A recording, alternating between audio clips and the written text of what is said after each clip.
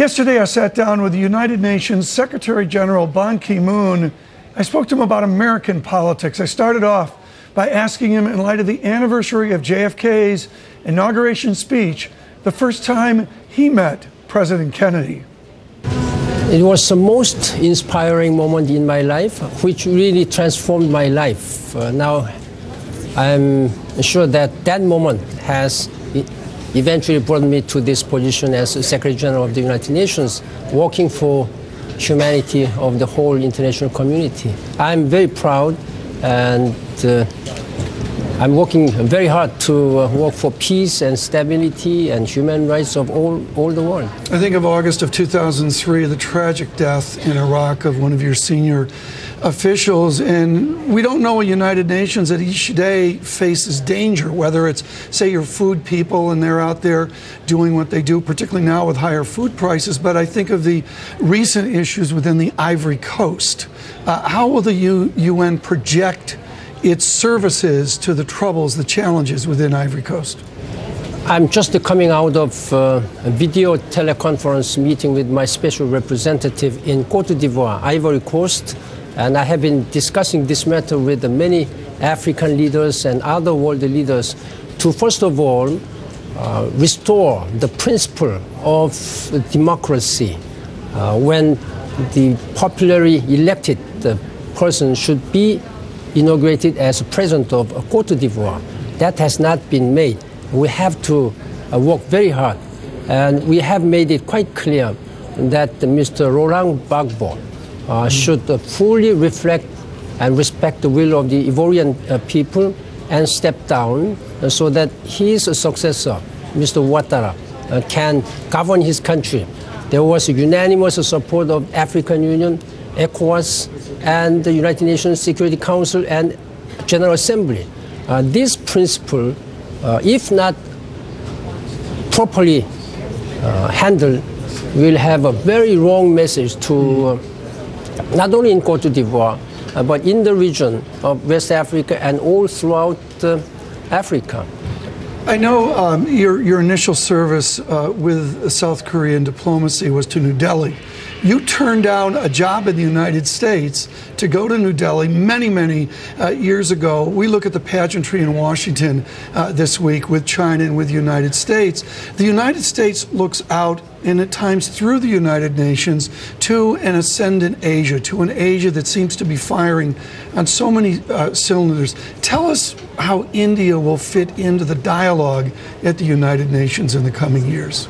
Yes, we know that the United States is the single most important and most powerful country in the world.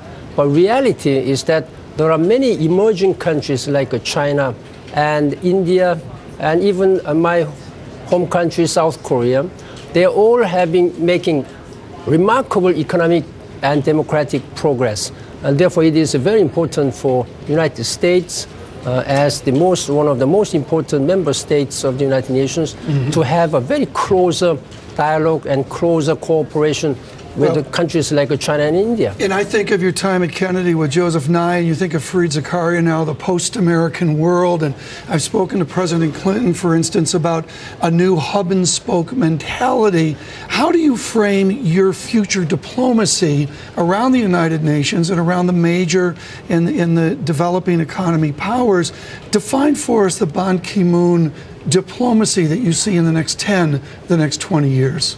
First of all, we are facing multiple crises, multiple challenges at this time. Such as Sudan? Yes, Sudan. But this is one of the areas where we have been really trying to restore peace and stability and try to reflect the will of the people there. The Sudan people have voted in their recent national referendum. We'll have to wait for the result of the referendum.